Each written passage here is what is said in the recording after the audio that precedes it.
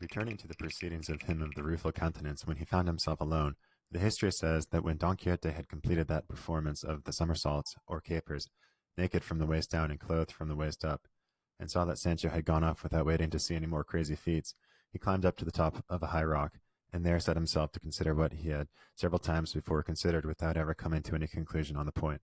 namely, whether it would be better and more to his purpose to intimate the outrageous madness of Roland, or the melancholy madness of Amadeus. And communing with himself, he said,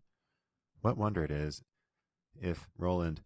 was so good a knight and so valiant, as everyone says he was, when after all he was enchanted, and nobody could kill him save by thrusting a corking pin into the sole of his foot, and he always wore shoes with 7 iron soles, though cunning devices did not avail him against Bernardo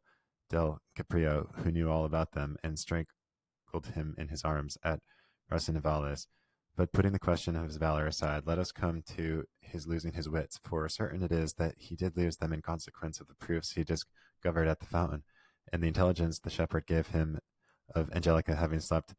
more than 2 siestas with Medoro, a little curly-headed Moor, and page to Agramante.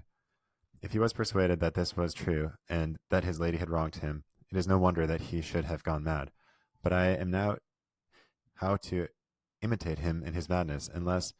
I can imitate him in the cause for it. For my Dulciana, I will venture to swear, never saw a Moor in her life,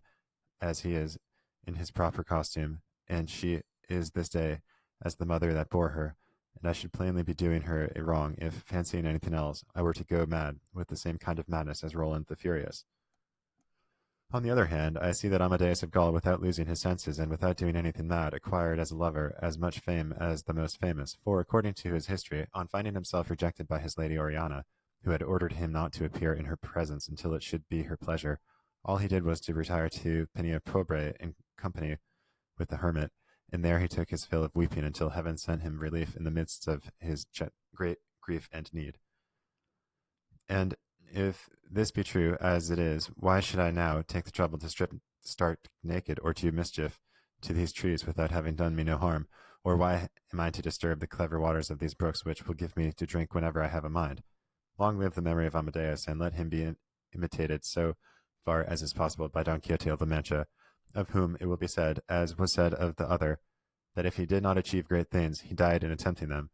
And if I am not repulsed by or rejected by my Dulciana, it is enough for me, as I have said, to be absent from her. And so, now to business. Come to my memory, ye deeds of Amadeus, and show me how I am to begin to imitate you. I know already that what he chiefly did was to pray and commend himself to God, but what am I to do for a rosary? For I have not got one. And then it occurred to him how he might make one,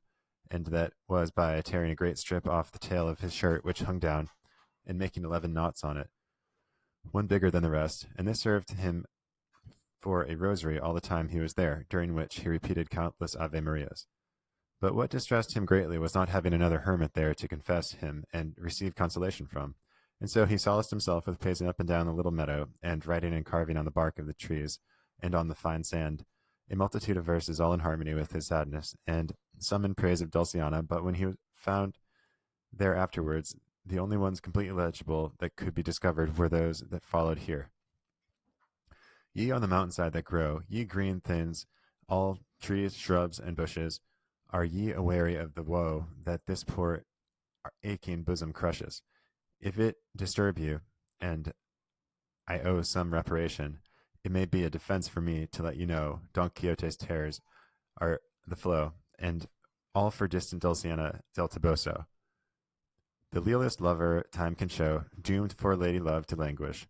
Among these solitudes doth go, a prey to every kind of anguish. Why love should like a spiteful foe thus use him, he hath no idea. But hogsheads full, this doth he know, Don Quixote's tears are on the flow, and all for distant Dulciana del Toboso. Adventure seeking doth he go, up rugged heights, down rocky valleys, but hill or dale, or high or low, mishap attendeth all his sallies. Love still pursues him to and fro, and plies his cruel scourge. Ah me! A relentless fate, an endless woe. Don Quixote's tears are on the flow, and all for distant Dulciana del Toboso. The addition of del Toboso to Dulciana's name gave rise to no little laughter among those who found the above lines, for they suspected Don Quixote must have fancied that unless he added del Toboso, When he introduced the name of Dulciana, the verse would be unintelligible, which was indeed the fact, as he himself afterwards admitted. He wrote many more, but as has been said, these 3 verses were all that could be plainly and perfectly deciphered. In this way, and in saying and calling on the fawns and the satyrs of the woods, and the nymphs of the streams, and echo, moist and mournful, to answer, console, and hear him, as well as in looking for herbs to sustain him, he passed his time until Sancho's return, and had that been delayed 3 weeks, as it was 3 days, the knight of the Rueful Countenance would have worn such an altered countenance that the mother that bore him would not have known him. And here it will be well to leave him, wrapped up in sighs and verses, to relate how Sancho Panza fared on his mission. As for him, coming out upon the high road, he made for El Toboso, and the next day reached the inn where the mishap of the blanket had befallen him. As soon as he recognized it, he felt as if he were once more living through the air, and he could not bring himself to enter it, though it was for an hour, when he might well have done so. For it was dinner in time, and he longed to taste something hot, as it had been all cold fare with him for the past many days. This craving drove him to draw near to the inn, still undecided whether to go in or not, and he was hesitating there, came 2 persons that once recognized him, and said one to the other, Senor Liciante, is not he the horse there, Sancho Panza?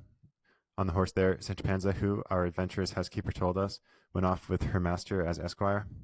So it was, said the licentiate, and if that is our friend Don Quixote's horse, and if they knew him so well, it was because they were in the curate and the barber of his own village, the same who had carried out the scrutiny and sentence upon the books. And as soon as they recognized Sancho Panza and Rocinante, being anxious to hear of Don Quixote, they approached, and calling him by his name, the curate said, Friend, Sancho Panza, where is your master? Sancho recognized them at once, and determined to keep secret the place and circumstances where and under which he had left his master. So he replied that his master was engaged in a certain quarter on a certain matter of great importance to him, which he could not disclose for the eyes in his head. Nay, nay, said the barber, if you don't tell us where he is, Sancho Panza, we will suspect, as we suspect already, that you have murdered and robbed him. For here you are mounted on his horse. In fact, you must produce the master of the hack, or else take the consequences. There is no need of threats with me, said Sancho, for I am not a man to rob or murder anybody. Let his own fate, or God who made him, kill each one. My master is engaged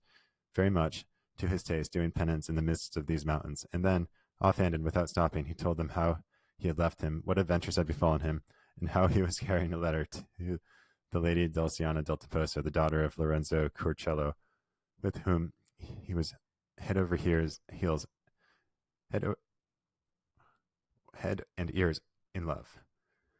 They were both amazed at what Sancho Panza told them, for though they were aware of Don Quixote's madness and the nature of it, each time they heard of it, they were filled with fresh wonder. Then they asked Sancho to show them the letter he was carrying to the lady Dulciana del Toboso. He said it was written in a notebook, and that his master's directions were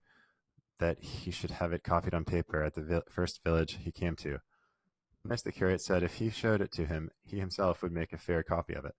Sancho put his hand into his bosom in search of the notebook, but could not find it, nor, if he had been searching until now, could he have found it, for Don Quixote had kept it, and had never given it to him, nor had he himself thought of asking for it. When Sancho discovered he could not find the book, his face grew deadly pale, and in great haste he again felt his body all over, and seeing plainly it was not to be found, without more ado, he seized his beard with both hands,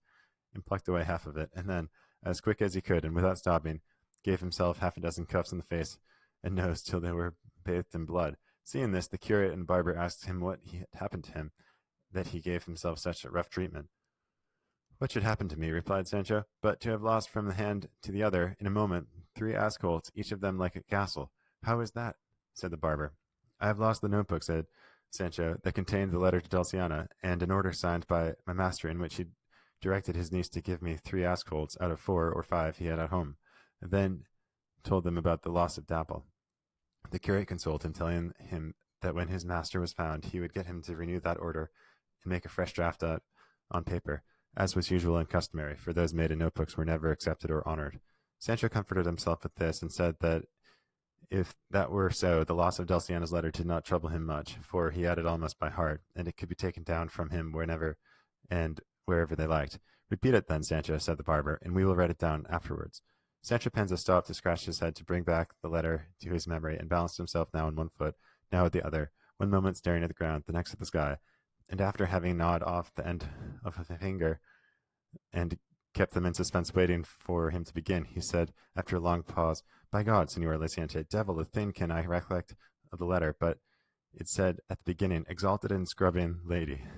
"It could not have said scrubbing," said the barber, "but superhuman or sovereign." "That is it," said Sancho. "Then, as well as I remember, it went on, the wounded and wanting of sleep and pierced kisses, your worship's hands, ungrateful and very unrecognized fair one, and it said something or other about health and sickness that he was sending her, and from that it went tailing off until it ended with, yours till death, the knight of the rueful countenance." It gave them no little amusement, both of them, to see what a good memory Sancho had, and they complimented him greatly upon it, and begged him to repeat the letter a couple of times more, so that they too might get it by heart to write it out by and by. Sancho repeated it 3 times, and as he did, uttered 3,000 more absurdities. Then he told them more, more about his master, but he never said a word about the blanketing that had befallen himself in that inn into which he refused to enter. He told them, moreover, how his lord, if he brought him a favourable answer from the Lady Dulciana del Toboso, was to put himself in the way of endeavouring to become an emperor, or at least a monarch, for it had been so settled between them, and with his personal worth and the might of his arm, he was an easy matter to come one. And how on becoming one, his lord was to make a marriage for him, for he would be a widower by that time, as a matter of course, and was to give him as a wife one of the damsels of the empress, the heiress of some rich and grand state on the mainland, having nothing to do with the islands of any sort, for he did not care for them now. All this Sancho delivered with so much composure, wiping his nose from time to time, and with so little common sense, that his 2 hearers were again filled with wonder at the force Don Quixote's madness that could run away with this poor man's reason. They did not care to take the trouble of disabusing him of his error, as they considered that since it did not in any way hurt his conscience, it would be better to leave him in it, and they would have all the more amusement in listening to his simplicities. And so they bade him pray to God for his lord's health, as it was very likely a very feasible thing for him in course of time to come to be an emperor, as he said, or at least an archbishop or some other dignitary of equal rank. To which Sancho made answer, "If fortune, sir, should bring things about in such a way that my master should have a mind, instead of being an emperor, to be an archbishop, I should like to know what archbishops' errands commonly give their squires." "They commonly give them," said the curate, "some simple benefice or cure, or some palace as sacristan, which brings them a good fixed income, not counting the altar fees, which may be reckoned as at much more." "But for that," said Sancho, "the squire must be unmarried, and must know, at any rate, how to help at mass, and if that be so, woe is me, for I am married already, and I don't know the first letters of the ABC. What will become of me if my master takes a fancy to be an archbishop and not an emperor, as is usual and customary with knights errant?" "Be not uneasy, friend Sancho," said the barber, "for we will entreat your master, and advise him, even urging it upon him as a case of conscience, to become an emperor and not an archbishop, because it will be easier for him, as he is more valiant than lettered." "So I have thought," said Sancho, "although I can tell you he is fit for anything. What I mean to do, for my part, is to pray to our Lord to place him where it may be best for him, and where he may be able to bestow most favours upon me." "You speak like a man of sense," said the curate, "and you will be acting like a good Christian. But what you must now be done is to take steps to coax your master out of that useless penance you say he is performing, and we had best turn into this inn to consider what plan to adopt, and also to dine, for it is now time." Sancho said they might go in, but that he would wait there outside, and that he would tell them afterwards the reason why he was unwilling, and why it did not suit him to enter it. But he begged them to bring out something to eat, and to let it be hot, and also to bring barley for Rociente. They left him and went in, and presently the barber brought him out something to eat. By and by, after they had been between them carefully thought over what they should do to carry out their object, the curate hit upon an idea very well adapted to humor Don Quixote and effect their purpose, and his notion, which he explained to the barber, was that he himself should assume the disguise of a wandering damsel, while the other should try as best as he could to pass for a squire, and that they should thus proceed to where Don Quixote was, and he, pretending to be an aggrieved and distressed damsel, should ask a favour of him, which, as a valiant knight errant, he could not refuse to grant, and the favour he meant to ask him was that he should accompany her whither she would conduct him, in order to redress a wrong which a wicked knight had done her, while at the same time she should entreat him not to require her to remove her mask, nor ask her any question touching her circumstances until he had righted with her the wicked knight. And he had no doubt that Don Quixote would comply with any request made in these terms, and that in this way they might remove him and take him to his own village, where they would endeavor to find out if his extraordinary madness admitted of any kind of remedy.